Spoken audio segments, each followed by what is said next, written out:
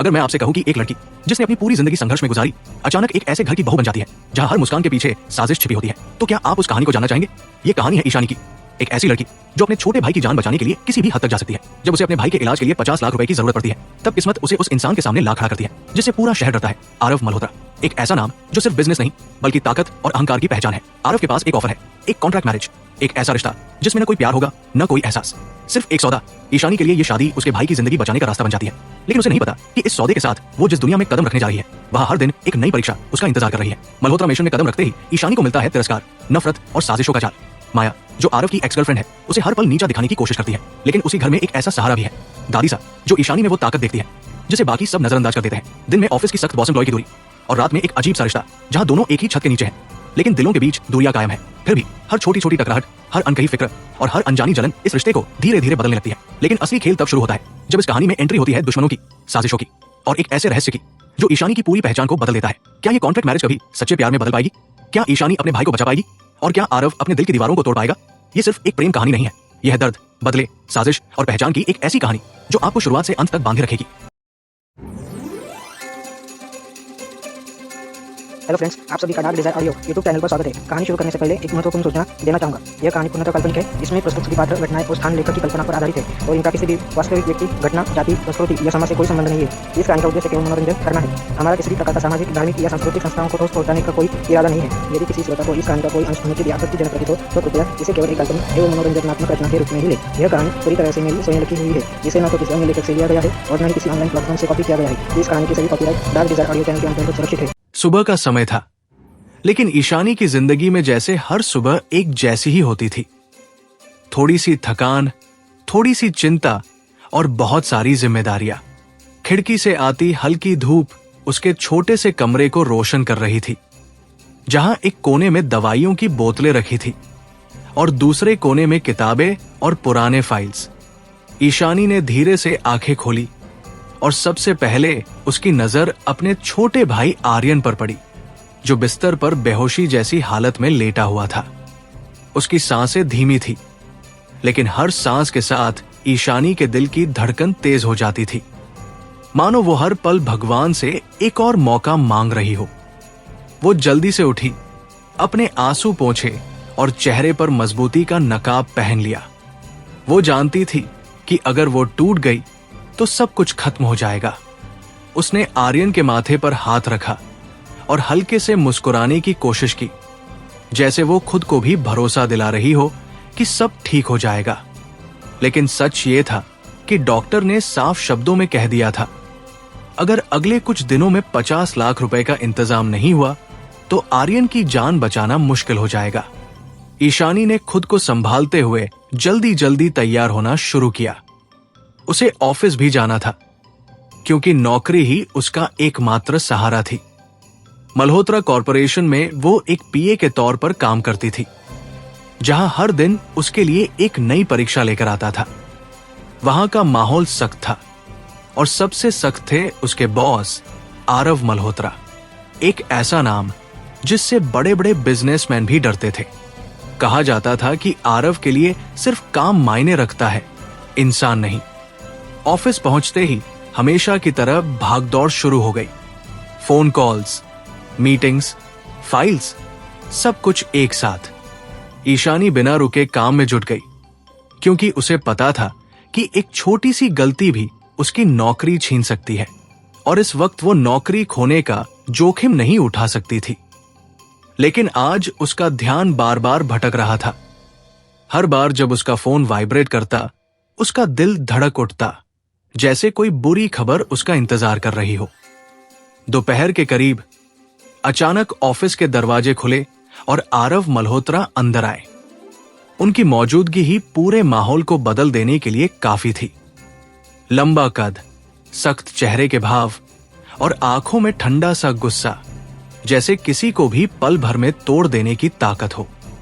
उन्होंने एक नजर पूरे स्टाफ पर डाली और फिर सीधे अपने केबिन की तरफ बढ़ गए। कुछ ही देर बाद इंटरकॉम बजा, ईशानी, मेरे केबिन में आओ। उसकी धड़कन तेज हो गई। उसने जल्दी से अपनी फाइल्स उठाई और केबिन की ओर बढ़ गई। दरवाजा खोलते ही उसने देखा कि आरव अपनी कुर्सी पर बैठे हुए कुछ कागज देख रहे थे। बिना उसकी तरफ देखे उन्होंने कहा, तुम्हारी बनाई रिपोर्ट में 3 बड़ी गलतियां हैं। क्या यही काम है तुम्हारा? ईशानी ने चौंक कर फाइल देखी। उसे यकीन था कि उसने सब कुछ ठीक किया था, लेकिन शायद आज उसका ध्यान सच में भटका हुआ था। उसने धीरे से कहा, सर, मैं इसे अभी ठीक कर देती हूं। आरव ने पहली बार उसकी तरफ देखा। उनकी नजरें तेज थी, जैसे वो उसके अंदर तक देख लेना चाहते हों। तुम्हें पता है, मैं बहाने नहीं सुनता। अगर तुम इस काम के लायक नहीं हो तो तुम्हें यहां रहने का कोई हक नहीं है। उनके शब्द तीर की तरह लगे, लेकिन ईशानी ने खुद को संभाला। मैं ठीक कर दूंगी सर। वो मुड़कर जाने लगी, लेकिन तभी आरव ने उसे रोका। रुको। ईशानी ठिठक गई। आरव कुछ पल तक उसे देखते रहे, जैसे कुछ सोच रहे हों। फिर उन्होंने धीरे से कहा, मुझे तुमसे एक अलग काम है। ईशानी ने हैरानी से उनकी तरफ देखा। यह पहली बार था जब उन्होंने इस तरह बात की थी। आज शाम को मेरे साथ एक मीटिंग में चलना होगा, उन्होंने कहा, और यह तुम्हारे लिए बहुत जरूरी है। ईशानी ने सिर हिलाया, लेकिन उसके मन में सवालों का तूफान था। आखिर ये कैसी मीटिंग थी जिसमें उसे खुद आरव के साथ जाना था? शाम को वो तैयार होकर ऑफिस के बाहर खड़ी थी जब आरव की कार उसके सामने आकर रुकी। वो चुपचाप अंदर बैठ गई। पूरे रास्ते दोनों के बीच सन्नाटा छाया रहा, सिर्फ कार की हल्की आवाज और बाहर की भागती हुई दुनिया। लेकिन ईशानी के मन में हजारों सवाल थे। कुछ देर बाद कार एक बड़े और शानदार होटल के सामने रुकी। अंदर जाते ही ईशानी ने महसूस किया कि ये कोई आम मीटिंग नहीं थी। चारों तरफ अमीर लोग, बिजनेस टाइकून और हाई प्रोफाइल माहौल। ये दुनिया उसकी दुनिया से बिल्कुल अलग थी। आरव उसे सीधे एक प्राइवेट लाउंज में ले गए। वहां बैठते ही उन्होंने बिना किसी भूमिका के कहा, मुझे तुमसे एक डील करनी है। ईशानी ने हैरानी से उनकी तरफ देखा। एक कॉन्ट्रैक्ट मैरिज, आरव ने शांत आवाज में कहा, जैसे ये कोई बहुत सामान्य बात हो। कुछ पल के लिए समय जैसे रुक गया। ईशानी को लगा कि उसने गलत सुना है। क्या? उसकी आवाज कांप गई। आरव ने सीधे उसकी आंखों में देखा। मुझे शादी करनी है, लेकिन सिर्फ नाम के लिए, और तुम्हें पैसों की जरूरत है। ये एक सीधा सौदा है। तुम मुझसे शादी करो और मैं तुम्हें 50 लाख रुपए दूंगा। ईशानी के कानों में सिर्फ 50 लाख गूंज रहा था, वही रकम जो उसके भाई की जान बचा सकती थी। लेकिन ये शादी, ये सौदा, क्या वह ऐसा कर सकती थी? उसके अंदर एक लड़ाई शुरू हो गई।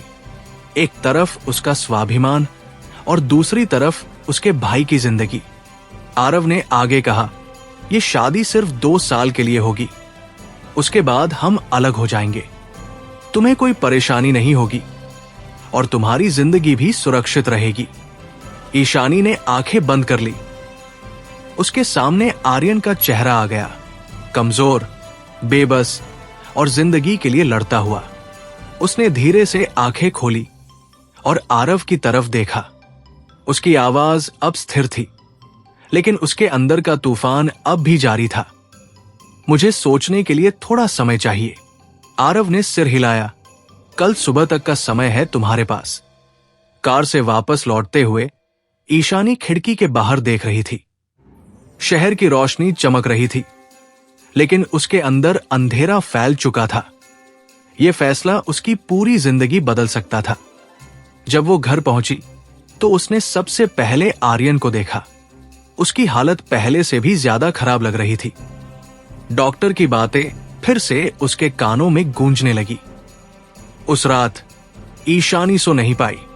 वो पूरी रात छत को देखते हुए बिताती रही, अपने दिल और दिमाग के बीच की लड़ाई में उलझी हुई। सुबह होने तक उसने एक फैसला कर लिया था। अगले दिन वो ऑफिस पहुंची और सीधे आरव के केबिन में गई। बिना कुछ कहे उसने उनके सामने खड़े होकर कहा, मैं ये शादी करने के लिए तैयार हूं। उसकी आवाज में डर था, दर्द था, लेकिन सबसे ज्यादा एक बहन की मजबूरी थी। जो अपने भाई की जान बचाने के लिए किसी भी हद तक जाने को तैयार थी। आरव ने कुछ पल तक उसे देखा, फिर हल्का सा सिर हिलाया, जैसे एक सौदा तय हो गया हो। लेकिन दोनों में से कोई भी ये नहीं जानता था कि ये सिर्फ एक सौदा नहीं, बल्कि एक ऐसी कहानी की शुरुआत थी जो उनकी पूरी जिंदगी बदल देने वाली थी। सुबह का समय था, लेकिन आज की सुबह ईशानी के लिए सामान्य नहीं थी, बल्कि एक ऐसे फैसले का पहला दिन थी जिसने उसकी पूरी जिंदगी की दिशा बदल दी थी। रात भर जागने के बाद उसकी आंखों के नीचे हल्की सूजन थी, लेकिन उसके चेहरे पर एक अजीब सी ठहराव भी था, जैसे उसने अपने भीतर चल रही हर लड़ाई को एक तरफ रखकर सिर्फ एक लक्ष्य चुन लिया हो, आर्यन को बचाना। वो धीरे धीरे उठी, अपने भाई के पास गई और उसके माथे पर हाथ रखते हुए कुछ पल यूं ही खड़ी रही। उस स्पर्श में एक वादा था, एक खामोश कसम कि चाहे उसे खुद को मिटाना पड़े, वो आर्यन को कुछ नहीं होने देगी। घर से निकलते वक्त उसने पीछे मुड़कर एक बार फिर कमरे को देखा, जैसे वो अपनी पुरानी जिंदगी को अलविदा कह रही हो। रास्ते भर उसका मन भारी था, लेकिन अब उसमें हिचकिचाहट नहीं थी। जो होना था वो तय हो चुका था। मल्होत्रा कॉरपोरेशन की ऊंची इमारत आज उसे पहले से भी ज्यादा ठंडी और अनजानी लगी। जैसे ही वो अंदर दाखिल हुई, हर चीज पहले जैसी ही थी, लोग, आवाजें, काम का दबाव, लेकिन उसके भीतर सब कुछ बदल चुका था। वो बिना समय गवाए सीधे आरव मल्होत्रा के केबिन की ओर बढ़ी। दरवाजा खटखटाने के बाद जैसे ही उसने अंदर कदम रखा, आरव पहले से ही उसकी तरफ देख रहे थे, मानो उन्हें उसके आने का इंतजार था। उनकी आंखों में वही शक्ति थी, लेकिन आज उसमें एक अलग तरह की गंभीरता भी थी। तो तुमने फैसला कर लिया? उन्होंने बिना किसी भूमिका के पूछा। ईशानी ने एक गहरी सांस ली और दृढ़ आवाज में कहा, जी, मैं इस कॉन्ट्रैक्ट मैरिज के लिए तैयार हूं। कुछ पल के लिए कमरे में सन्नाटा छा गया। यह सन्नाटा उस सौदे की गवाही दे रहा था, जो अब शब्दों से आगे बढ़कर हकीकत बनने वाला था। आरव ने अपने टेबल से एक फाइल उठाई और उसकी तरफ बढ़ाते हुए कहा, यह कॉन्ट्रैक्ट है, इसमें सारी शर्तें लिखी हैं, ध्यान से पढ़ लो, क्योंकि एक बार साइन करने के बाद पीछे हटने का कोई रास्ता नहीं होगा। ईशानी ने फाइल अपने हाथ में ली। उसके हाथ हल्के से कांप रहे थे, लेकिन उसने खुद को संभालते हुए पन्ने पलटने शुरू किए। हर लाइन, हर शब्द जैसे उसकी आत्मा पर एक निशान छोड़ रहा था। 2 साल की शादी, बाहर की दुनिया के सामने एक परफेक्ट कपल की तरह रहना, लेकिन निजी जिंदगी में एक दूसरे की सीमाओं का सम्मान करना, मीडिया और परिवार के सामने इस रिश्ते को पूरी तरह निभाना, और सबसे अहम, 2 साल बाद बिना किसी सवाल के अलग हो जाना। उसकी नजर एक लाइन पर आकर ठहर गई। इस शादी के दौरान दोनों पक्षों को एक दूसरे की निजी जिंदगी में हस्तक्षेप करने का अधिकार नहीं होगा। ये लाइन उसे चुभ गई, जैसे किसी ने पहले ही ये तय कर दिया हो कि इस रिश्ते में दिल की कोई जगह नहीं होगी। कोई सवाल? आरव की आवाज ने उसकी सोच को तोड़ा। ईशानी ने फाइल बंद की और कुछ पल तक चुप रही। उसके मन में कई सवाल थे, लेकिन वो जानती थी कि अब सवालों का समय खत्म हो चुका है। उसने सिर्फ इतना कहा, नहीं। आरव ने उसे एक पेन दिया। वो पेन जैसे सिर्फ एक साधारण चीज नहीं था, बल्कि उसकी जिंदगी के सबसे बड़े फैसले की चाबी था। ईशानी ने एक बार फिर गहरी सांस ली और बिना और सोचे कॉन्ट्रैक्ट पर अपने साइन कर दिए। उस एक साइन के साथ उसने अपनी जिंदगी का एक हिस्सा पीछे छोड़ दिया। आरव ने भी फाइल उठाकर उस पर साइन किया और उसे वापस टेबल पर रख दिया। अब से तुम सिर्फ मेरी पीए नहीं हो, उन्होंने शांत लेकिन सख्त आवाज में कहा, तुम मिसेज मल्होत्रा हो, कम से कम दुनिया के लिए। यह सुनकर ईशानी के दिल में एक अजीब सी हलचल हुई। ये नाम, ये पहचान, सब कुछ इतना अचानक था कि वो खुद को समझ नहीं पा रही थी। आज शाम को हमारी शादी होगी, आरव ने आगे कहा, सिर्फ कुछ खास लोगों की मौजूदगी में। मीडिया को अभी दूर रखा जाएगा। ईशानी ने हल्का सा सिर हिलाया, लेकिन उसके अंदर जैसे सब कुछ सुन्न हो चुका था। पूरा दिन जैसे धुंधला सा बीता। ऑफिस में काम करते हुए भी उसका ध्यान बार बार उसी शाम की तरफ जा रहा था, जब वो एक नई पहचान के साथ एक नए घर में कदम रखने वाली थी। रिया ने भी उसकी हालत नोटिस की, लेकिन ईशानी ने किसी तरह बात को टाल दिया। वो अभी किसी को कुछ नहीं बता सकती थी। शाम होते होते सब कुछ बहुत तेजी से बदलने लगा। ईशानी को एक डिजाइनर लहंगा दिया गया, जो शायद उसकी पूरी जिंदगी की सबसे महंगी चीज थी। जब उसने खुद को आईने में देखा तो उसे खुद पर यकीन नहीं हुआ। एक साधारण लड़की जो कुछ घंटे पहले तक ऑफिस में फाइल संभाल रही थी, अब एक अमीर घराने की दुल्हन बन चुकी थी। शादी का आयोजन एक प्राइवेट वेन्यू पर किया गया था। चारों तरफ हल्की रोशनी, फूलों की खुशबू और एक शाही माहौल। सब कुछ किसी सपने जैसा लग रहा था, लेकिन इस सपने में भावनाओं की जगह एक अजीब सी खालीपन था। मंडप में जब ईशानी और आरव आमने सामने बैठे तो दोनों के बीच एक अनकहा समझौता साफ नजर आ रहा था। पंडित मंत्र पढ़ रहे थे, लेकिन उन मंत्रों के पीछे छिपे वादों का मतलब शायद दोनों के लिए अलग अलग था। जब फेरे शुरू हुए तो हर कदम के साथ ईशानी को ऐसा लग रहा था जैसे वो अपनी पुरानी जिंदगी से दूर होती जा रही है। ये शादी उसके लिए एक मजबूरी थी, लेकिन फिर भी उसके दिल के किसी कोने में एक हल्की सी उम्मीद थी, शायद सब कुछ इतना भी बुरा नहीं होगा।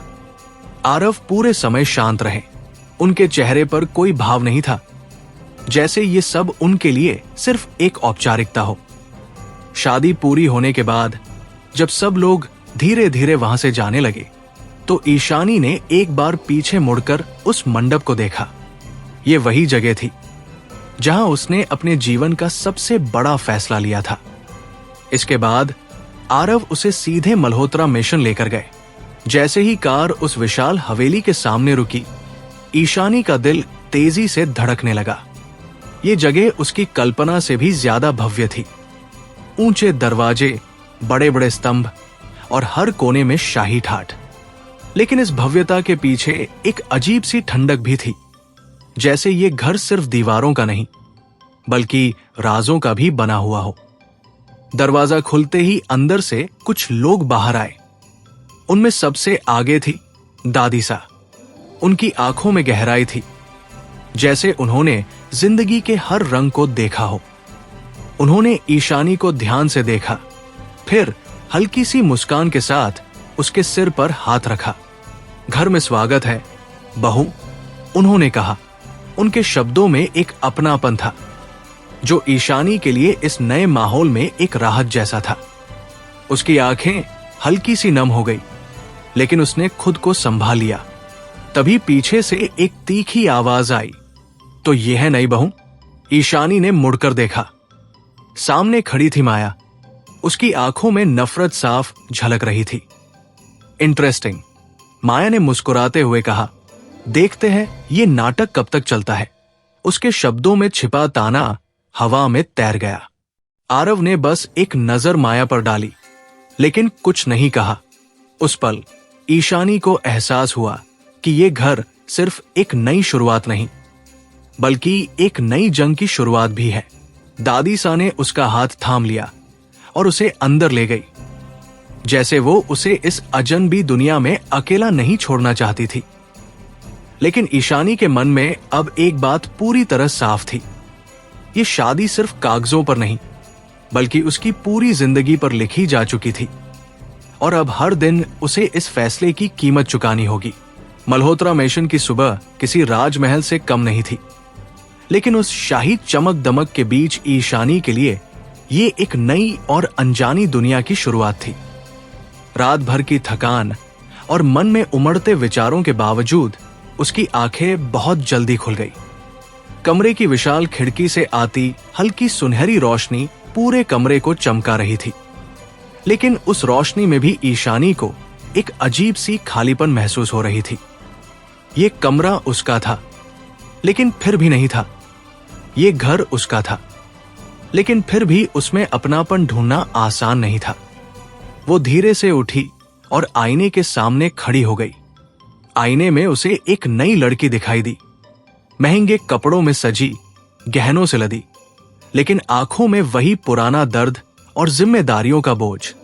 उसने खुद को गौर से देखा, जैसे वह ये समझने की कोशिश कर रही हो कि क्या वो सच में अब मिसेज मल्होत्रा बन चुकी है या ये सिर्फ एक किरदार है जिसे उसे निभाना है।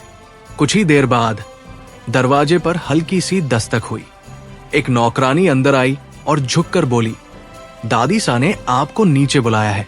Madam, madam. ये शब्द सुनकर ईशानी एक पल के लिए ठिठक गई। कल तक वो ईशानी मैम थी, लेकिन आज उसकी पहचान बदल चुकी थी। उसने खुद को संभालते हुए सिर हिलाया और नीचे जाने के लिए तैयार हो गई। सीढ़ियों से उतरते हुए उसने पूरे मेंशन को ध्यान से देखा। हर कोना शाही था, हर चीज महंगी और परफेक्ट, लेकिन उस परफेक्शन में भी एक ठंडापन था, जैसे इस घर में रिश्तों से ज्यादा दिखावे की अहमियत हो। डाइनिंग हॉल में पहुंचते ही उसकी नजर दादी सा पर पड़ी, जो पहले से ही वहां बैठी थी। उनके चेहरे पर वही स्नेह था जिसने कल रात ईशानी को थोड़ी सी राहत दी थी। आओ बहू, उन्होंने मुस्कुराते हुए कहा, पहली सुबह है तुम्हारी इस घर में।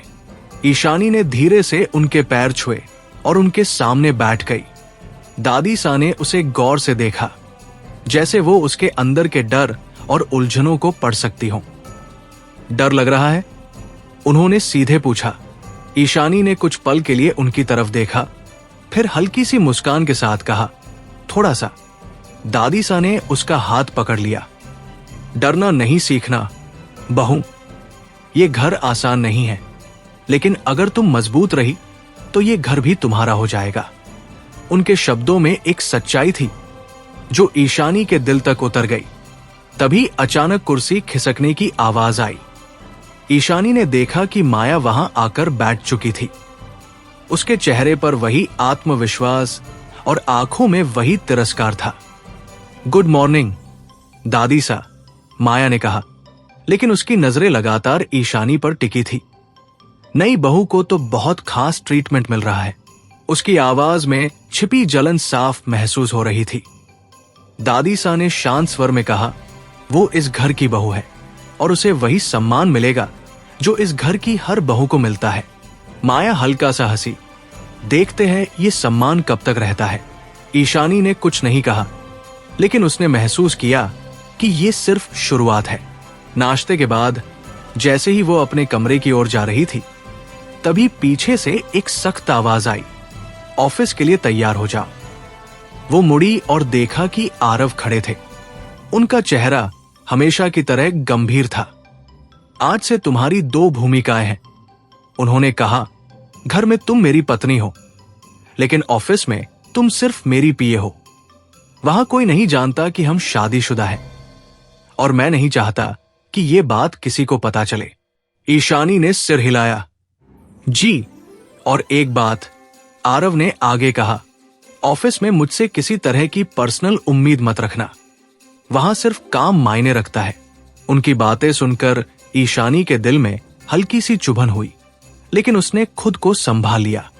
ये सब उसने पहले ही कॉन्ट्रैक्ट में पढ़ लिया था। कुछ ही देर बाद दोनों एक ही कार में ऑफिस के लिए निकले, लेकिन पूरे रास्ते उनके बीच वही सन्नाटा था। ये अजीब था। एक ही घर में रहने वाले दो लोग जो एक दूसरे के सबसे करीब होने चाहिए थे, लेकिन फिर भी सबसे ज्यादा दूर थे। ऑफिस पहुंचते ही जैसे सब कुछ फिर से सामान्य हो गया। स्टाफ अपने काम में लगा हुआ था और किसी को इस बात का अंदाजा नहीं था कि उनके सामने खड़ी ईशानी अब इस कंपनी के मालिक की पत्नी है। रिया ने जैसे ही उसे देखा, वो तुरंत उसके पास आ गई। कहा थी तुम कल? फोन भी नहीं उठा रही थी। ईशानी ने हल्की सी मुस्कान के साथ कहा, कुछ पर्सनल काम था। रिया ने उसे शक भरी नजर से देखा, लेकिन फिर बात को वही छोड़ दिया। काम शुरू होते ही आरव का वही सख्त रूप सामने आ गया। उन्होंने एक के बाद एक काम दिए और हर काम में परफेक्शन की उम्मीद की। ईशानी ने पूरी कोशिश की कि वो कोई गलती न करे, लेकिन आज उसके लिए सब कुछ संतुलित करना आसान नहीं था। दोपहर के समय एक छोटा सा वाकया हुआ जिसने सब कुछ बदल दिया। ऑफिस में एक नया क्लाइंट आया था जो ईशानी से बात करते हुए कुछ ज्यादा ही फ्रेंडली हो रहा था। वो बार बार मुस्कुरा रहा था और उसकी बातें थोड़ी ज्यादा पर्सनल होती जा रही थी। ईशानी ने विनम्रता से उसे संभालने की कोशिश की, लेकिन तभी अचानक आरव वहां आ गए। उन्होंने उस आदमी की तरफ देखा, फिर ईशानी की तरफ। उनकी आंखों में एक अजीब सी सख्ती थी जो पहले से ज्यादा गहरी लग रही थी। मीटिंग खत्म हो गई। उन्होंने ठंडे स्वर में पूछा। क्लाइंट थोड़ा असहज हो गया। जी, हम बस, तो आप जा सकते हैं, आरव ने बीच में ही कहा। जैसे ही वो आदमी वहां से गया, आरव ने ईशानी की तरफ देखा। तुम यहां काम करने आई हो, दोस्ती करने नहीं। उनकी बात सुनकर ईशानी को गुस्सा भी आया और दुख भी। मैं सिर्फ अपना काम कर रही थी, उसने पहली बार थोड़ी मजबूती से जवाब दिया। आरव कुछ पल के लिए चुप रहे, फिर बिना कुछ कहे वहां से चले गए। ये पहली बार था जब ईशानी ने महसूस किया कि इस रिश्ते में सिर्फ दूरी ही नहीं, बल्कि कुछ और भी है, कुछ ऐसा जिसे वो समझ नहीं पा रही थी। शाम को जब वे वापस मिशन लौटे तो माहौल थोड़ा भारी था। दोनों ने एक दूसरे से ज्यादा बात नहीं की। रात को अपने कमरे में बैठी ईशानी पूरे दिन के बारे में सोच रही थी। ये जिंदगी आसान नहीं थी, न घर में न ऑफिस में। हर जगह उसे खुद को साबित करना था, लेकिन अब उसके पास पीछे हटने का कोई रास्ता नहीं था। उसने खिड़की से बाहर देखा। रात का अंधेरा पूरे शहर पर छाया हुआ था, लेकिन उस अंधेरे में भी कहीं ना कहीं रोशनी थी। और शायद उसकी जिंदगी में भी धीरे धीरे कुछ बदलने वाला था।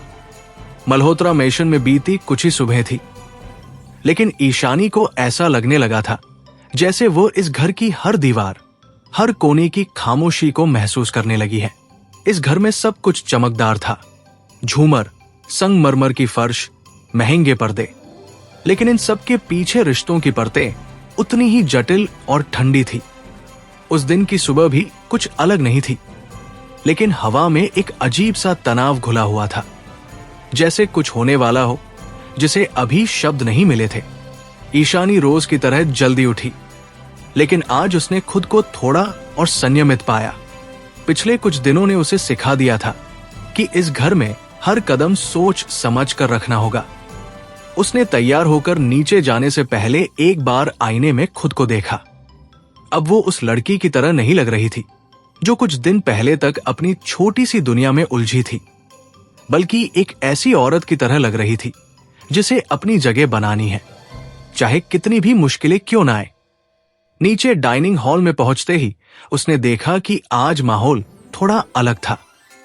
दादी सा अपनी जगह पर बैठी थी, लेकिन उनके चेहरे पर हल्की चिंता की रेखाएं थी।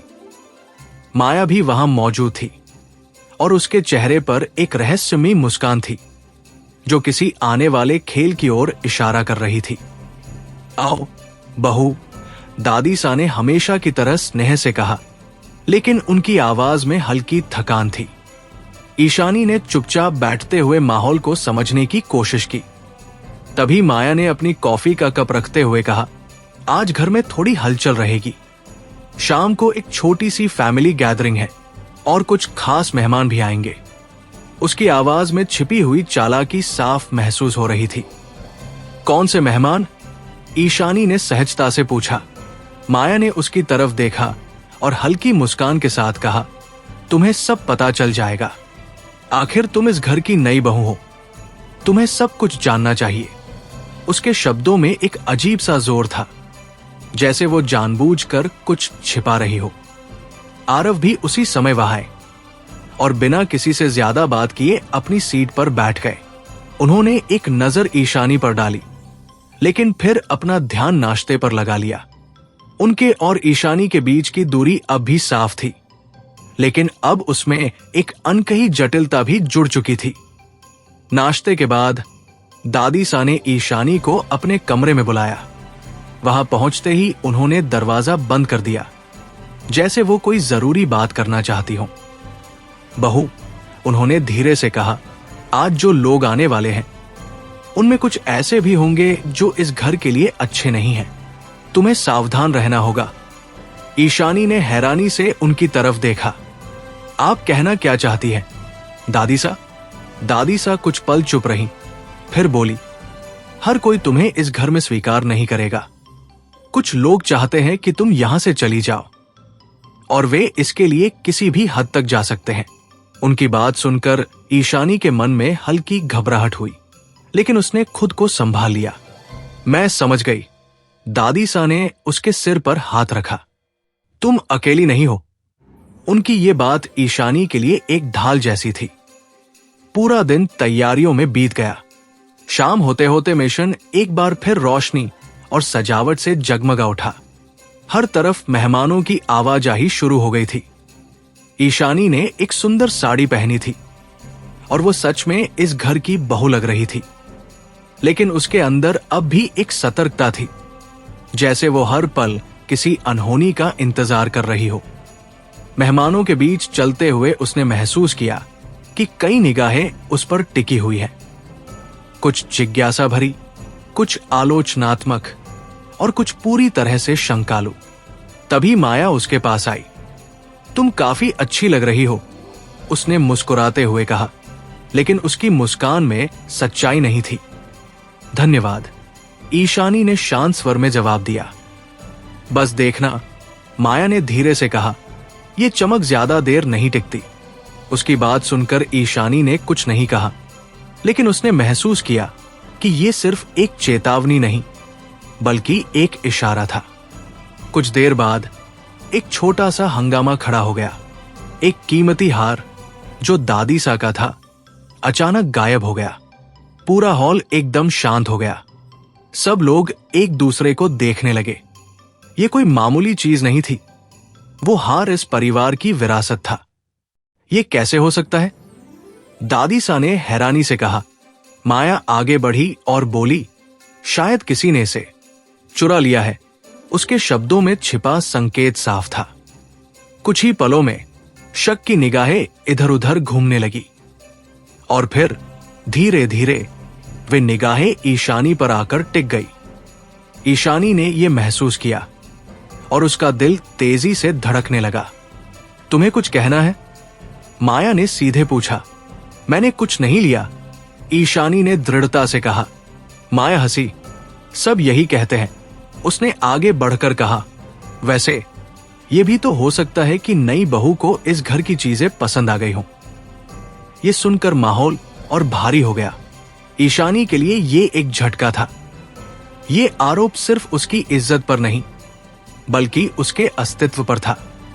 तभी आरव आगे आए। उन्होंने एक नजर ईशानी पर डाली, फिर माया की तरफ देखा। कोई सबूत है? उन्होंने ठंडे स्वर में पूछा।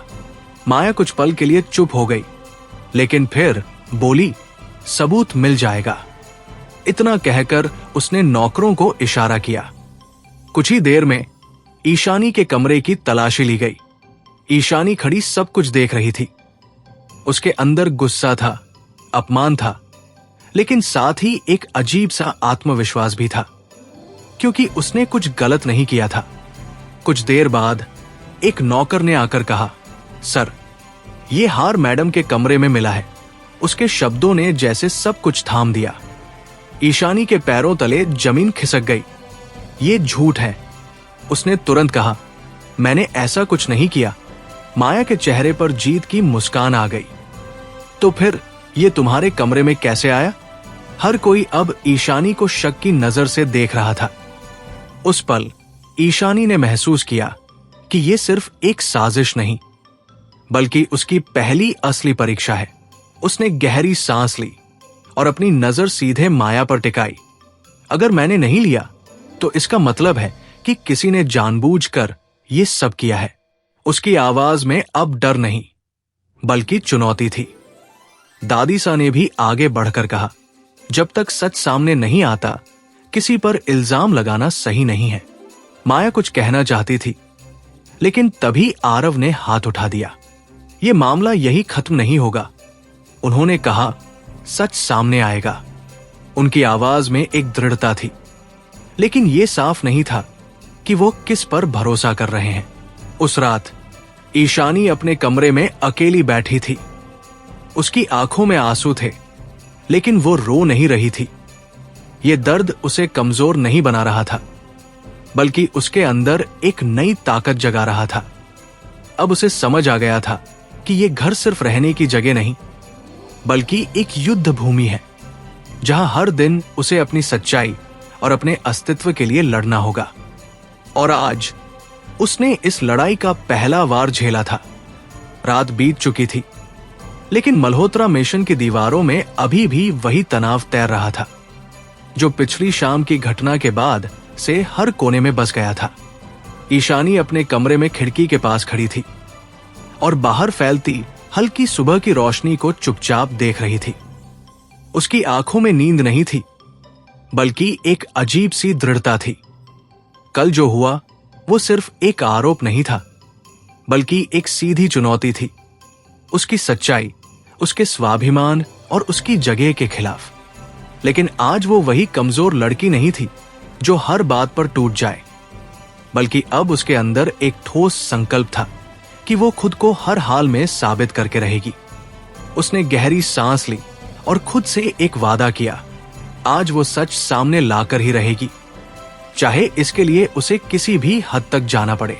वो जानती थी कि अगर उसने आज ये लड़ाई नहीं जीती तो आने वाले हर दिन उसके लिए और मुश्किल हो जाएंगे। नीचे हॉल में जब वो पहुंची तो माहौल पहले से भी ज्यादा ठंडा था। नौकर चाकर धीरे धीरे काम कर रहे थे, लेकिन सबकी निगाहें चुपके चुपके उसी पर टिक रही थी। कल की घटना ने उसके बारे में एक छाया बना दी थी और वो इसे साफ करने के लिए तैयार थी। डाइनिंग टेबल पर दादी साहब पहले से बैठी थी। जैसे ही ईशानी उनके पास पहुंची, उन्होंने बिना कुछ कहे उसका हाथ पकड़ लिया। उस स्पर्श में भरोसा था जो शब्दों से ज्यादा ताकत देता था। मुझे पता है तुमने कुछ गलत नहीं किया, दादी सा ने शांत लेकिन मजबूत आवाज में कहा। ईशानी की आंखें हल्की सी नम हो गई, लेकिन उसने खुद को संभाल लिया। मैं साबित करूंगी, दादी सा। उसी वक्त आरव भी वहां आए। उनका चेहरा हमेशा की तरह सख्त था, लेकिन आज उसमें एक अलग ही गहराई थी, जैसे वो भी कुछ सोच रहे हों। उन्होंने ईशानी की तरफ देखा और कुछ पल के लिए उनकी नजरें टिकी रहीं। फिर वो अपनी सीट पर बैठ गए। आज इस मामले का फैसला होगा, उन्होंने सीधे कहा। उनके शब्दों ने पूरे माहौल को और गंभीर बना दिया। ईशानी ने उनकी तरफ देखा। मुझे थोड़ा समय चाहिए, उसने कहा। मैं खुद सच सामने लाऊंगी। आरव ने हल्का सा सिर हिलाया। तुम्हारे पास शाम तक का समय है। ये सुनते ही ईशानी ने तुरंत काम शुरू कर दिया। उसने सबसे पहले उस नौकर से बात की जिसने हार उसके कमरे में मिलने की बात कही थी। वो घबराया हुआ था, उसकी आंखें इधर उधर घूम रही थी, जैसे वो कुछ छिपा रहा हो। तुमने हार कहां पाया? ईशानी ने सीधा सवाल किया। मैडम, वो आपके ड्रेसिंग टेबल के पास था, उसने हकलाते हुए कहा। क्या तुमने उसे खुद वहां रखा था? ईशानी ने उसकी आंखों में देखते हुए पूछा। वो तुरंत घबरा गया। नहीं, नहीं मैडम। उसकी आवाज में डर साफ झलक रहा था, और यही डर ईशानी के लिए एक संकेत था कि कहीं न कहीं कुछ गड़बड़ जरूर है। इसके बाद ईशानी ने घर के सिक्योरिटी रूम का रुख किया। वहां लगे सीसीटीवी कैमरों में हर कोने की रिकॉर्डिंग थी। शुरुआत में उसे थोड़ी दिक्कत हुई, लेकिन उसने हार नहीं मानी। उसने एक एक फुटेज को ध्यान से देखना शुरू किया। घंटों बीत गए, लेकिन वो रुकी नहीं। और फिर उसे वो पल मिल गया। स्क्रीन पर साफ दिखाई दे रहा था, माया के साथ काम करने वाली एक नौकरानी चुपके से उसके कमरे में जाती है और कुछ देर बाद बाहर निकलती है। उसके हाथ में कुछ नहीं था, लेकिन उसके चेहरे पर एक अजीब सी घबराहट थी। ईशानी के दिल की धड़कन तेज हो गई। यही वो सबूत था जिसकी उसे जरूरत थी। शाम होते होते उसने सबको हॉल में बुलाने के लिए कहा। दादी सा, आरव, माया और घर के बाकी लोग वहां मौजूद थे। माहौल एक बार फिर भारी हो चुका था।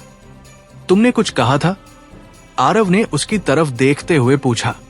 ईशानी ने बिना डरे उनकी आंखों में देखा। जी, मैंने सच ढूंढ लिया है, उसने इशारा किया और सिक्योरिटी स्क्रीन चालू कर दी गई। कुछ ही पलों में वो फुटेज सबके सामने चलने लगा। जैसे ही माया की नौकरानी स्क्रीन पर दिखाई दी, हॉल में सन्नाटा छा गया।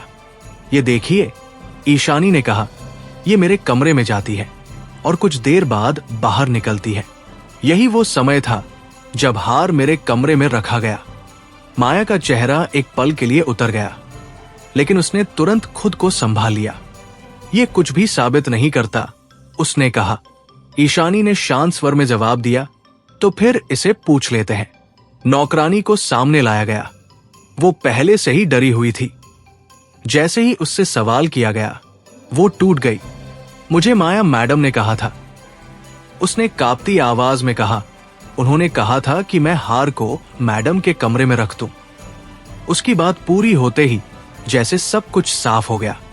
दादी सा का चेहरा गुस्से से भर गया।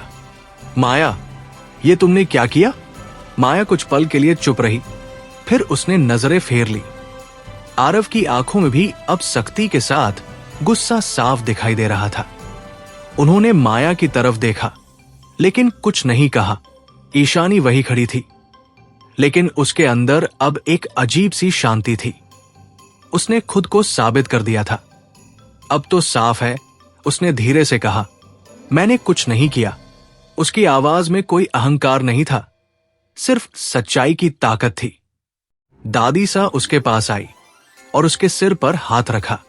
मुझे तुम पर गर्व है, बहू। ये शब्द सुनकर ईशानी के दिल का बोझ हल्का हो गया। माया बिना कुछ कहे वहां से चली गई। उसकी चाल में अब वो आत्मविश्वास नहीं था जो पहले था। सब कुछ खत्म होने के बाद, जब सब लोग जा चुके थे, आरव वही खड़े रहे। उन्होंने धीरे धीरे ईशानी की तरफ कदम बढ़ाए। कुछ पल के लिए दोनों के बीच सन्नाटा रहा। तुमने अच्छा किया, उन्होंने आखिरकार कहा। यह एक छोटा सा वाक्य था, लेकिन उसमें एक स्वीकार था जो पहले कभी नहीं मिला था। ईशानी ने उनकी तरफ देखा। मैंने सिर्फ सच सामने लाया। आरव ने हल्का सा सिर हिलाया और फिर बिना कुछ कहे वहां से चले गए। उस रात जब ईशानी अपने कमरे में वापस आई, तो उसके चेहरे पर एक अलग ही सुकून था। ये जीत सिर्फ एक आरोप से छुटकारा नहीं थी, बल्कि इस घर में उसकी पहली पहचान थी। अब वो सिर्फ एक कॉन्ट्रैक्ट वाइफ नहीं थी, बल्कि एक ऐसी औरत बन चुकी थी जो हर साजिश का सामना कर सकती थी। और कहीं ना कहीं इस जीत के साथ उसने इस घर में अपनी जगह बनानी शुरू कर दी थी। धीरे धीरे, लेकिन मजबूती के साथ। मल्होत्रा मेंशन में बीती रात के बाद जैसे माहौल थोड़ा बदल गया था, लेकिन यह बदलाव सतह पर जितना शांत दिख रहा था, भीतर उतना ही गहरा और जटिल था। ईशानी की जीत ने उसे एक नई पहचान दी थी, लेकिन साथ ही उसने कुछ ऐसे दरवाजे भी खोल दिए थे जिनके पीछे छिपी भावनाएं अब धीरे धीरे बाहर आने लगी थी। सुबह की हल्की ठंडी हवा खिड़की के पर्दों को हिला रही थी और ईशानी बिस्तर पर बैठी उसी हवा को महसूस कर रही थी। उसके चेहरे पर अब पहले जैसी घबराहट नहीं थी, बल्कि एक संयमित आत्मविश्वास था, जैसे उसने अपने भीतर की किसी कमजोरी को पीछे छोड़ दिया हो। वो धीरे से उठी और आईने के सामने जाकर खड़ी हो गई। आज उसने खुद को ध्यान से देखा, न सिर्फ बाहरी रूप को, बल्कि उस बदलाव को भी जो पिछले कुछ दिनों में उसके भीतर आया था। अब वो सिर्फ हालात से भागने वाली लड़की नहीं रही थी, बल्कि उनका सामना करने वाली बन चुकी थी। उसने हल्की सी मुस्कान के साथ खुद को देखा, जैसे खुद को एक नई शुरुआत की अनुमति दे रही हो। नीचे डाइनिंग हॉल में माहौल सामान्य दिख रहा था, लेकिन सबके व्यवहार में हल्का सा फर्क महसूस हो रहा था। नौकर चाकर अब उसे पहले से ज्यादा सम्मान से देख रहे थे और कुछ तो नजरें झुकाकर गुजर जाते थे, जैसे उन्हें अब उसकी सच्चाई का एहसास हो गया हो। दादी सा हमेशा की तरह अपनी जगह पर थी, और जैसे ही उन्होंने ईशानी को देखा, उनके चेहरे पर संतोष की एक हल्की मुस्कान उभर आई। आओ बहू, उन्होंने स्नेह से कहा, आज तुम्हारे चेहरे पर एक अलग ही चमक है। ईशानी ने मुस्कुराते हुए उनके पास बैठते हुए कहा, शायद इसलिए क्योंकि अब मुझे खुद पर थोड़ा ज्यादा भरोसा हो गया है। दादी सा ने संतोष से सिर हिलाया। यही भरोसा तुम्हें आगे ले जाएगा। तभी आरव भी वहां आ गए। उनकी चाल में वही आत्मविश्वास था, लेकिन आज उनकी नजरें कुछ पल के लिए ईशानी पर ठहर गई। ये ठहराव बहुत छोटा था, लेकिन इतना जरूर था कि ईशानी ने उसे महसूस कर लिया। आज ऑफिस में एक इंपॉर्टेंट मीटिंग है, उन्होंने सीधा कहा, तुम मेरे साथ चलोगी? ईशानी ने सिर हिलाया। जी। माया उस समय वहां नहीं थी, लेकिन उसकी गैर मौजूदगी भी एक तरह की मौजूदगी बन चुकी थी, जैसे वो कहीं न कहीं अपनी अगली चाल की तैयारी कर रही हो। ऑफिस पहुंचते ही काम का वही दबाव शुरू हो गया, लेकिन आज कुछ अलग था। ईशानी अब पहले से ज्यादा फोकस थी। वो हर काम को पूरे ध्यान से कर रही थी और उसके अंदर एक नई ऊर्जा थी। शायद ये उसकी हालिया जीत का असर था, या फिर खुद को साबित करने की चाह। दोपहर के समय मीटिंग के लिए एक बड़ा क्लाइंट आया। उसका नाम करण मेहता था, एक युवा और आत्मविश्वासी बिजनेसमैन, जिसकी पहचान उसके स्मार्ट अंदाज और खुलकर बात करने के तरीके से होती थी। जैसे ही उसकी नजर ईशानी पर पड़ी, उसने हल्की मुस्कान के साथ उसका स्वागत किया। आपसे मिलकर खुशी हुई, उसने कहा। आपका प्रेजेंटेशन बहुत शानदार था। ईशानी ने विनम्रता से जवाब दिया, धन्यवाद सर। मीटिंग के दौरान करण बार बार ईशानी से सवाल करता और उसकी तारीफ करता रहा। यह सब सामान्य था, लेकिन जिस तरह से वो उससे बात कर रहा था, उसमें एक अलग ही रुचि झलक रही थी। आरव पूरे समय शांत बैठे रहे, लेकिन उनकी नजरें सब कुछ देख रही थी। उनके चेहरे पर कोई भाव नहीं था, लेकिन उनकी आंखों में एक हल्की सी सख्ती बढ़ती जा रही थी।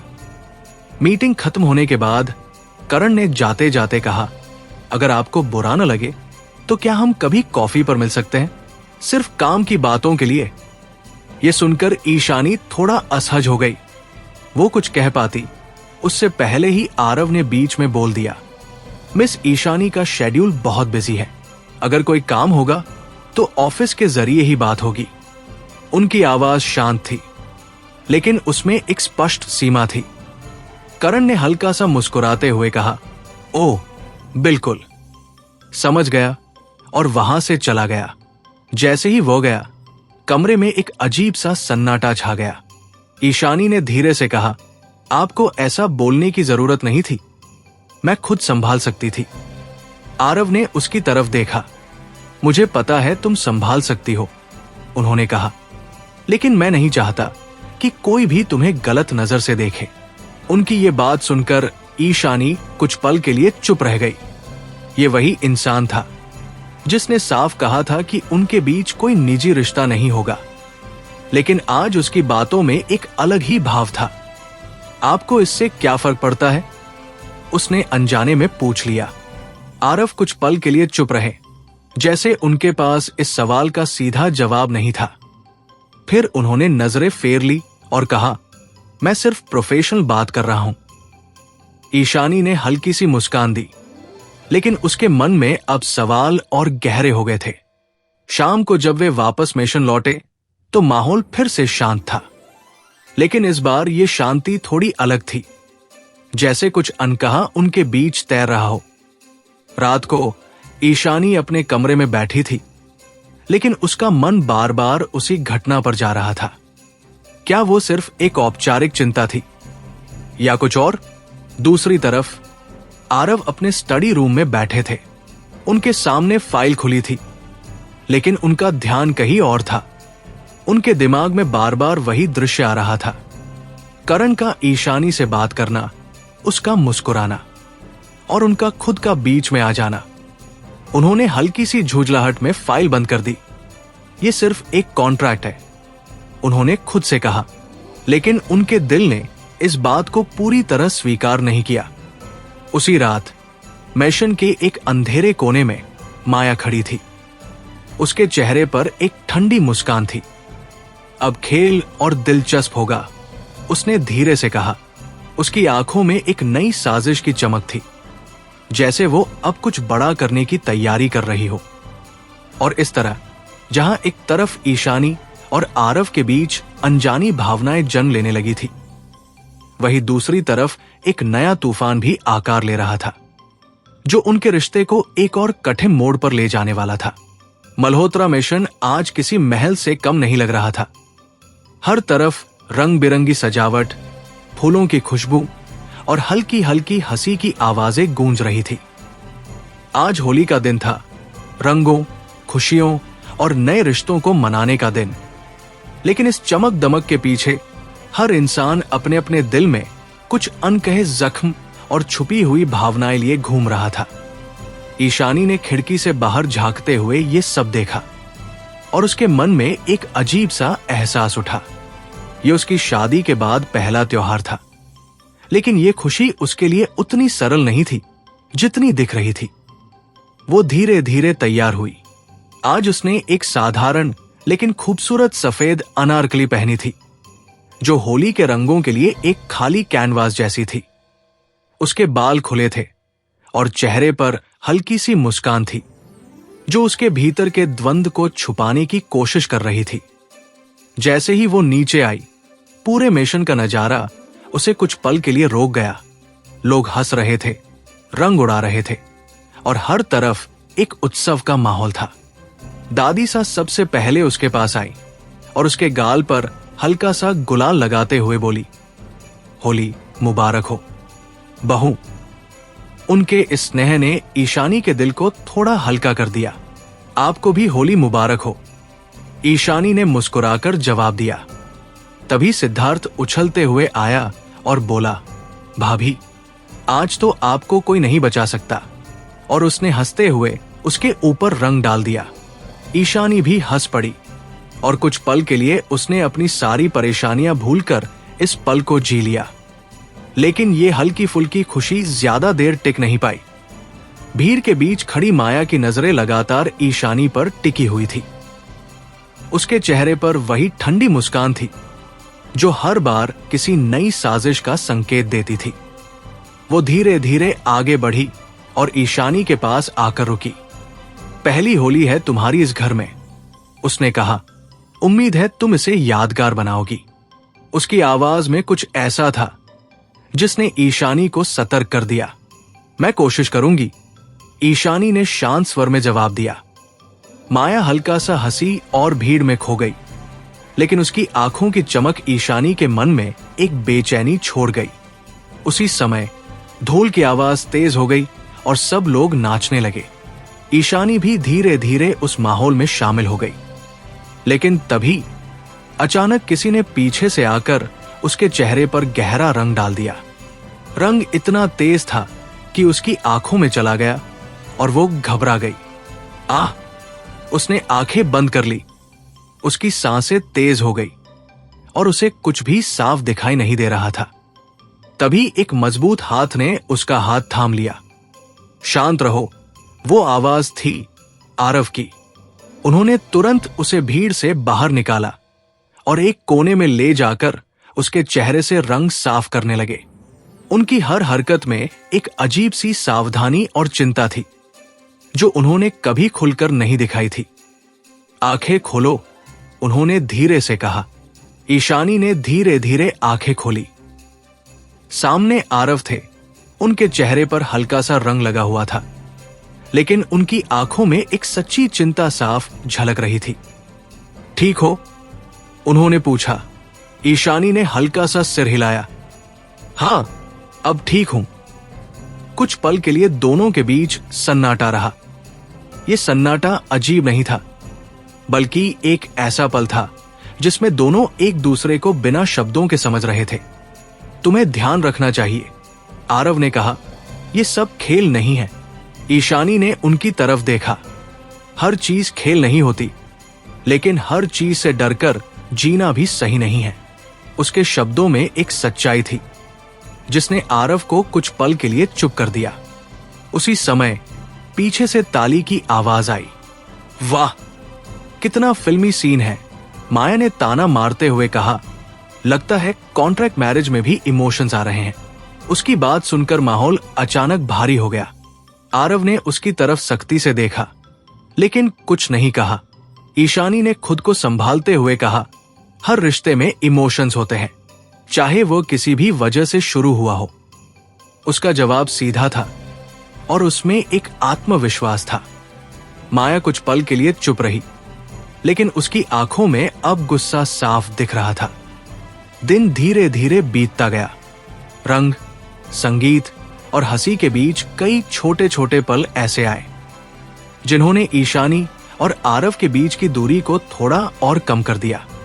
कभी अनजाने में हाथ छू जाना, कभी नजरें मिल जाना, ये सब कुछ धीरे धीरे एक अनकहे रिश्ते की ओर इशारा कर रहा था। लेकिन इस खुशी के बीच एक और घटना हुई जिसने सब कुछ बदल दिया। शाम के समय जब सब लोग थककर आराम कर रहे थे, ईशानी अकेली गार्डन में चली गई। वहां की ठंडी हवा और शांति उसे सुकून दे रही थी। तभी उसे पीछे से किसी के कदमों की आवाज सुनाई दी। वो मुड़ी और सामने खड़ा था एक अनजान आदमी। उसकी आंखों में एक अजीब सी ठंडक थी। तुम ही हो ईशानी? उसने धीमे स्वर में पूछा। ईशानी थोड़ा घबरा गई। आप कौन हैं? वो हल्का सा मुस्कुराया। तुम्हें अभी नहीं पता, लेकिन जल्द ही पता चल जाएगा। उसकी बात सुनकर ईशानी के दिल की धड़कन तेज हो गई। तुम्हारी जिंदगी अब उतनी आसान नहीं रहने वाली, उसने कहा, क्योंकि तुमने जिस दुनिया में कदम रखा है वहां हर मुस्कान के पीछे एक खतरा छिपा होता है। इतना कहकर वो आदमी मुड़ गया और अंधेरे में गायब हो गया। ईशानी वही खड़ी रह गई। उसके मन में डर और सवालों का तूफान था। कुछ देर बाद जब वो अंदर लौटी तो उसने किसी को इस बारे में नहीं बताया, लेकिन उसके चेहरे की घबराहट को आरव ने नोटिस कर लिया। क्या हुआ? उन्होंने पूछा। ईशानी कुछ पल चुप रही, फिर बोली, कुछ नहीं, बस थोड़ी थकान है। आरव ने उसे ध्यान से देखा, लेकिन इस बार उन्होंने ज्यादा सवाल नहीं किए। रात को जब सब कुछ शांत हो गया, ईशानी अपने कमरे में बैठी उसी घटना के बारे में सोच रही थी। वो आदमी कौन था? उसने ऐसा क्यों कहा? और सबसे बड़ा सवाल, क्या ये सब सिर्फ शुरुआत है? उसी समय मेशन के बाहर अंधेरे में वही आदमी खड़ा था। उसने फोन पर किसी से कहा, खेल शुरू हो चुका है। उसकी आवाज में एक खतरनाक सुकून था, जैसे वो किसी बड़े तूफान की पहली हवा हो। और इस तरह होली के रंगों के बीच एक नई कहानी की शुरुआत हो चुकी थी, जहां खुशियों के साथ साथ खतरे भी रंग बदलने वाले थे। होली के रंग भले ही मल्होत्रा मेंशन की दीवारों से धीरे धीरे धुल रहे थे, लेकिन उस दिन की एक घटना ने ईशानी के मन में जो छाया छोड़ दी थी, वो किसी रंग की तरह फीकी पड़ने वाली नहीं थी। रात बीत चुकी थी, लेकिन उसकी आंखों में नींद नहीं थी।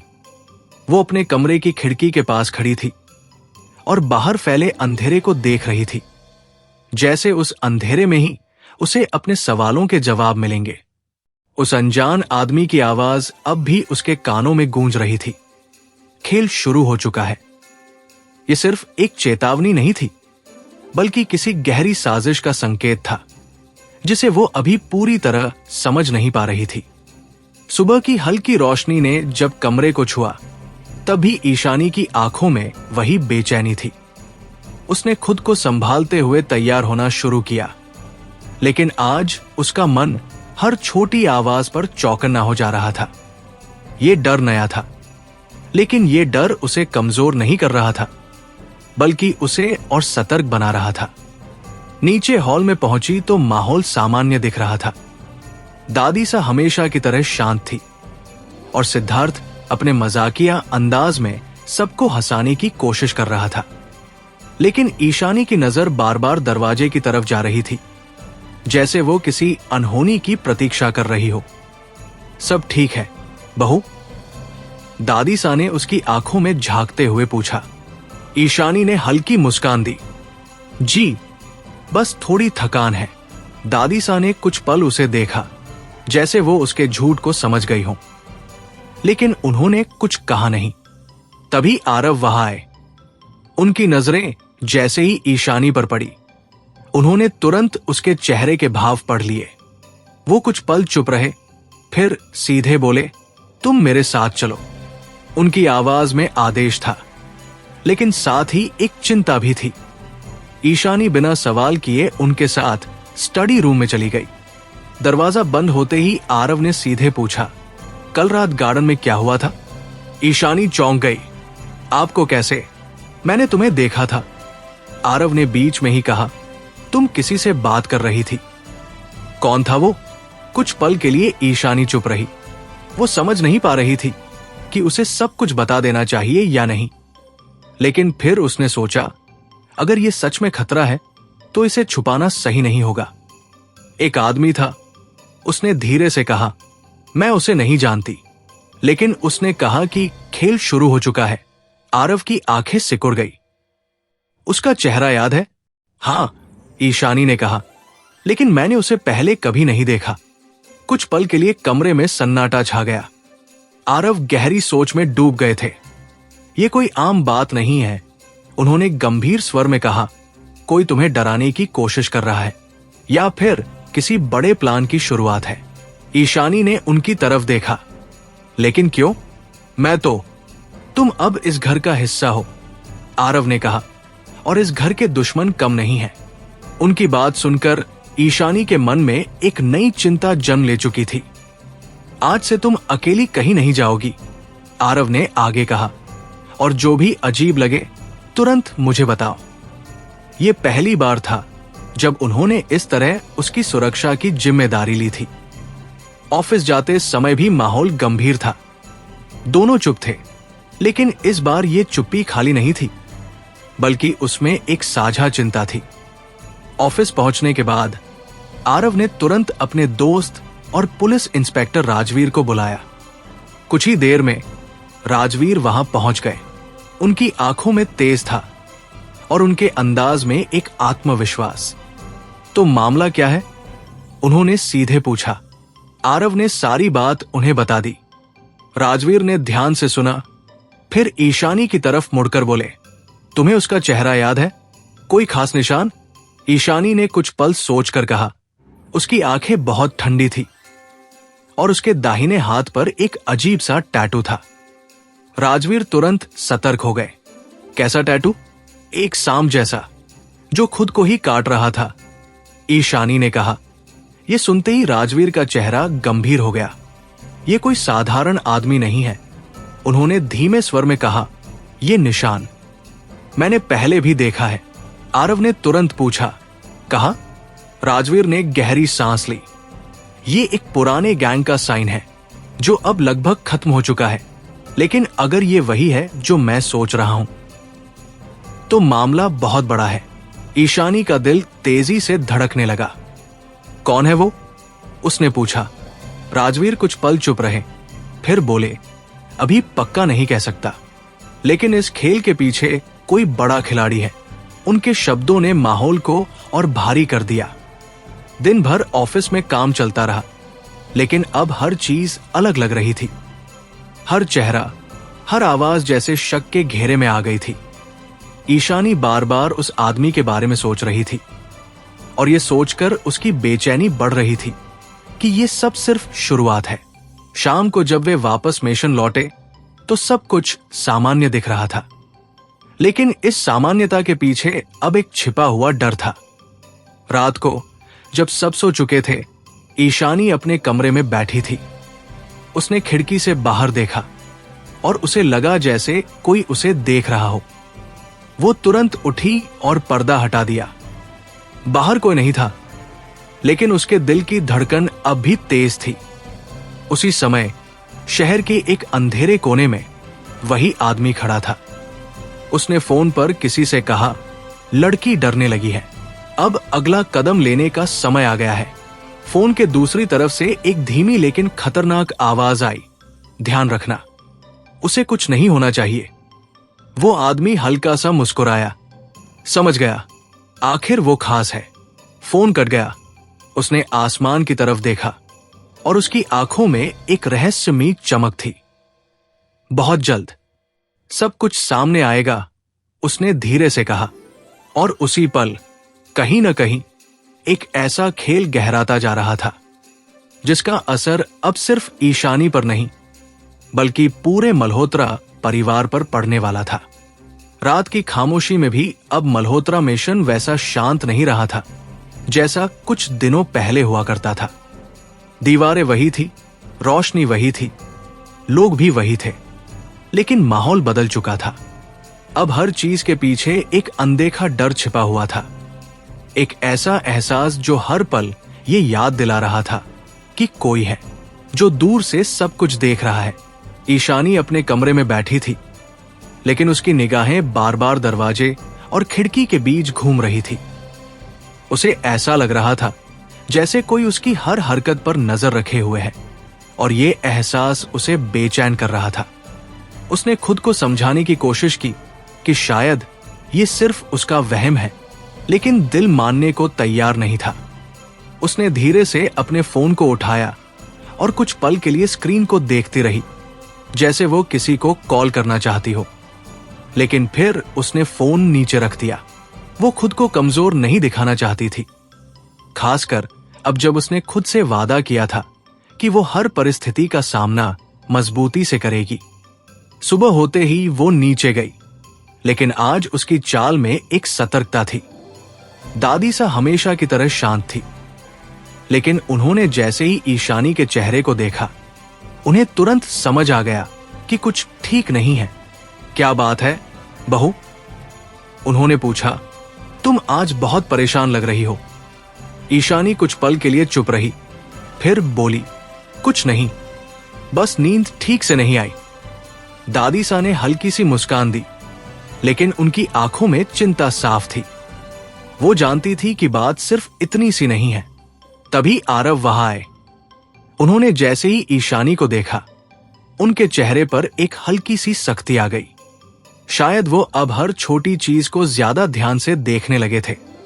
आज तुम ऑफिस मत आओ, उन्होंने सीधे कहा। ईशानी चौंक गई। क्यों?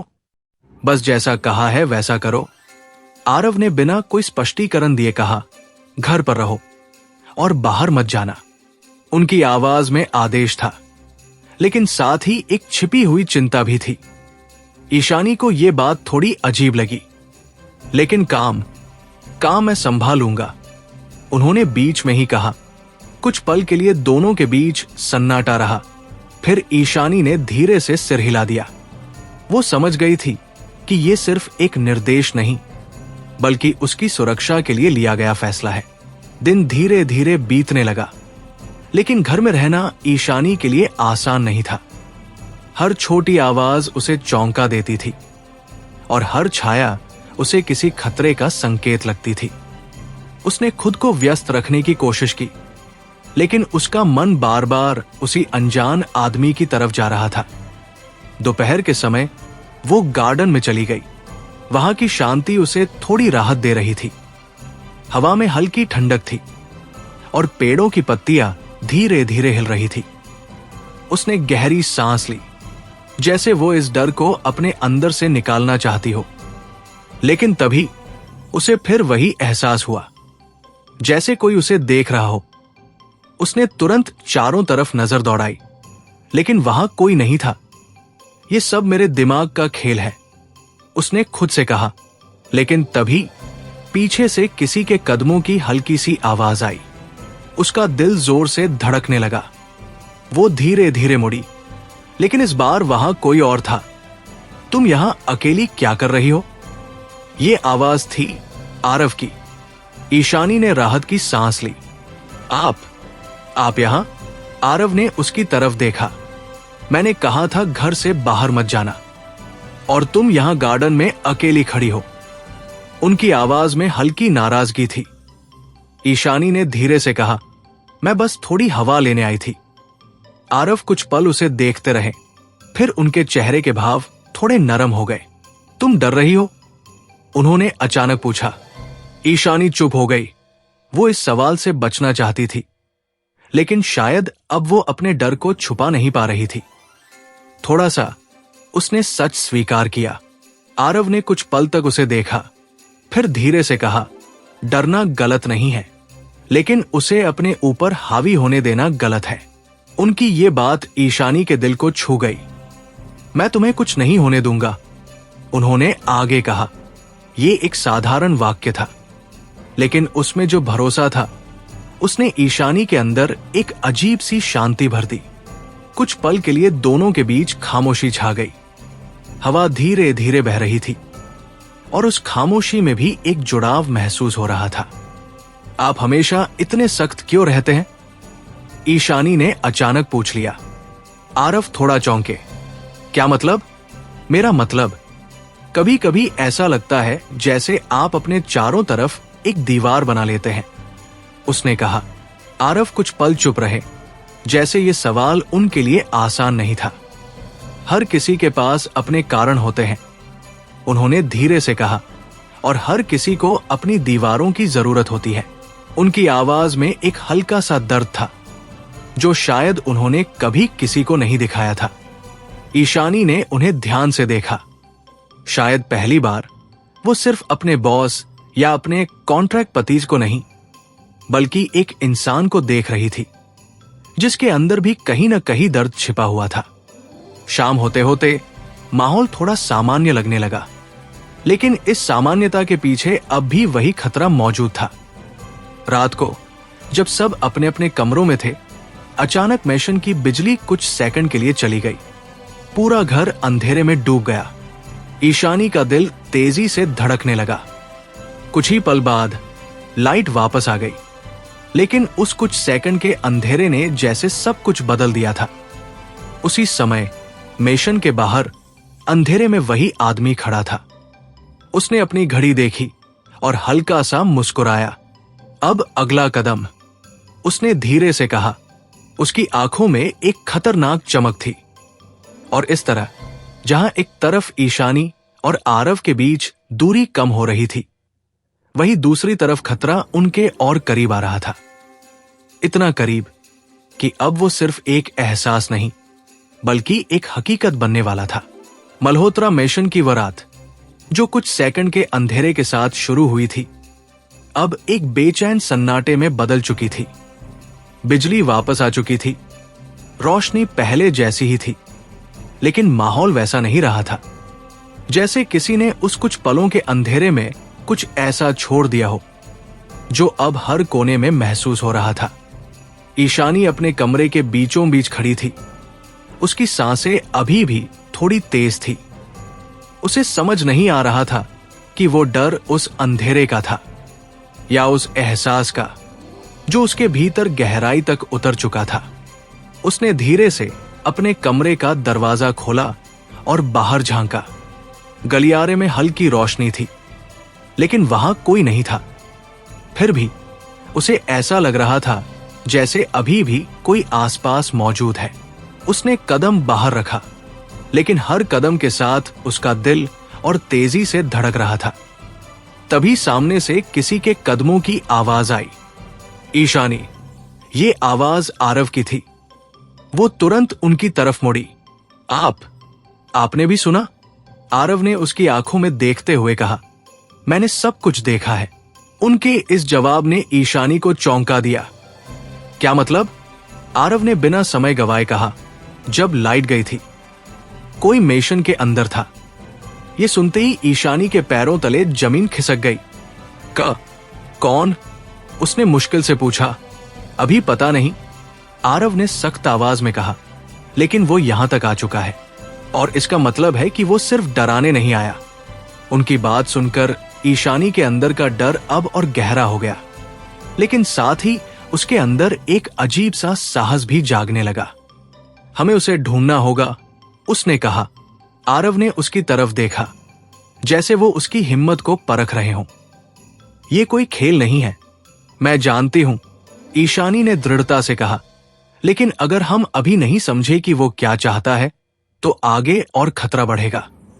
कुछ पल के लिए दोनों के बीच सन्नाटा रहा। फिर आरव ने धीरे से सिर हिलाया। ठीक है, लेकिन तुम मेरे साथ रहोगी, दोनों ने मिलकर पूरे मिशन की तलाशी शुरू की। हर कमरे, हर कोने को ध्यान से देखा गया, लेकिन शुरुआत में कुछ भी असामान्य नहीं मिला। सब कुछ सामान्य लग रहा था, जैसे कोई आया ही न हो।